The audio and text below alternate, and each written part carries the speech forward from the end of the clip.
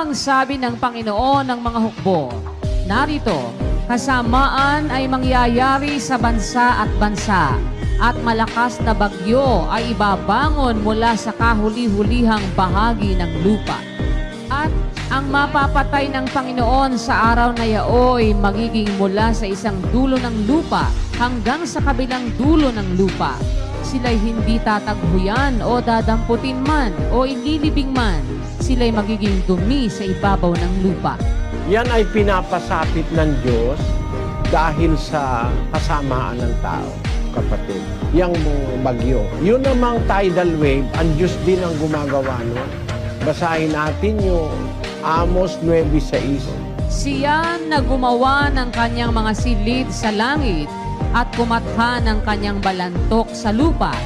Siya na tumatawag ng tubig sa dagat at ibinubugso sa ibabaw ng lupa.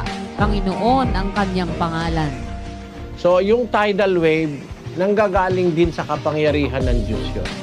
Lindol, galit ng Diyos yun eh. It's a manifestation of God's wrath. Basahin natin ang Job 9:5. Na siyang naglilipat ng mga bundok at hindi nila nalalaman pagka nililiklig niya sa kanyang pagkagalit. Na siyang umuuga ng lupa sa kanyang kinaroroonan at ang mga haligi nito ay nangayayanig. So yung lindol, it's a manifestation of God's wrath. Basahin natin ang Jeremias 4:24. Aking minasdan ang mga bundok at narito nagsisiyanig at ang lahat na burol ay nagsisiindayon. Ako'y nagmasid at narito walang tao at lahat ng mga ibon sa hipapawid ay nangakatakas. Ako'y nagmasid at narito ang mainam na parang ay ilang at lahat ng mga bayan niyaon ay nangasira sa harapan ng Panginoon at sa harap ng kanyang mabangis na galit. Galit ng Diyos yung pag-uga o paglindol, kapatid. Gis-gis ng Jeremias.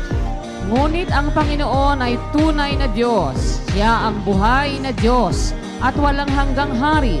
Sa kanyang puot ay nayayanig ang lupa at hindi matatagalan ng mga bansa ang kanyang galit. Sa makatwid, nagpapatunay na ang lindol galing din sa Diyos.